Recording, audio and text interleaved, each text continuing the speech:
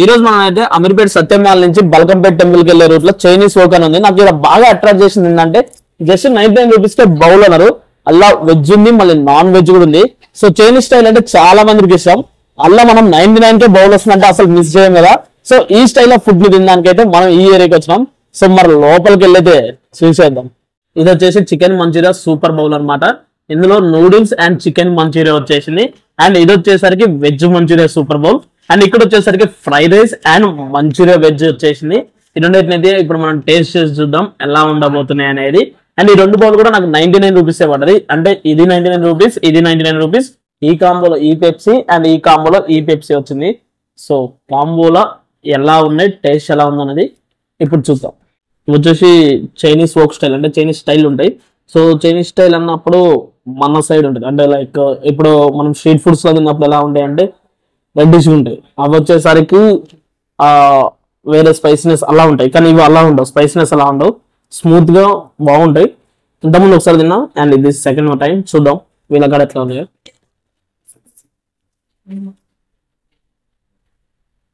Soup was good, soup అయితే చాలా బాగుంది. అండ్ ఆ సూప్ తోని ఈ నూడిల్స్ తింటుంటే ఇంకా బాగుంది. And chicken pieces, wow. Chicken ఇలా చూస్తే మీకు ఏమనిపిస్తుంది? తినబుద్ధి అవుతుంది ఎవరికైనా, అంతే కదా. మన నేను మాత్రం ఎందుకు వెయిట్ చేస్తా, కుమ్మేస్తా.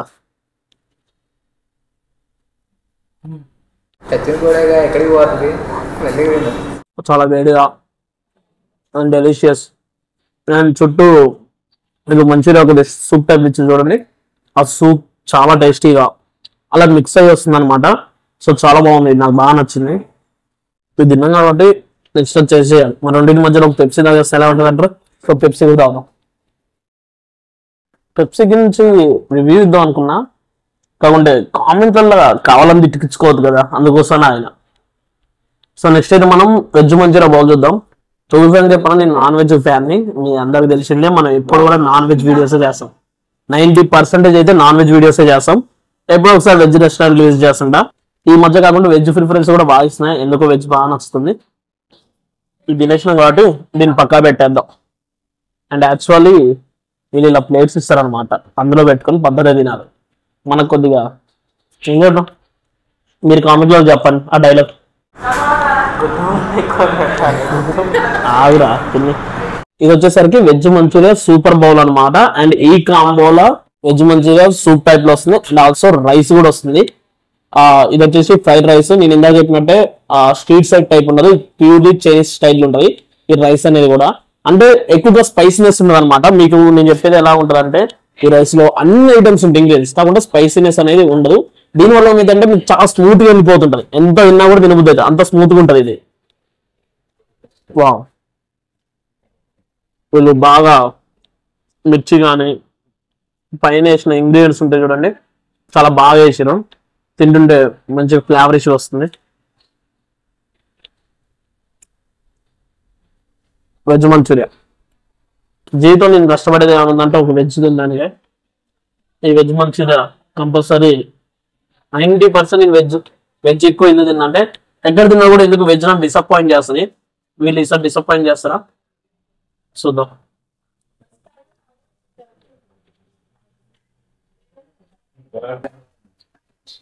వావ్, ఇది కూడా చాలా బాగుంది నిజం చెప్పాలంటే. And with rice,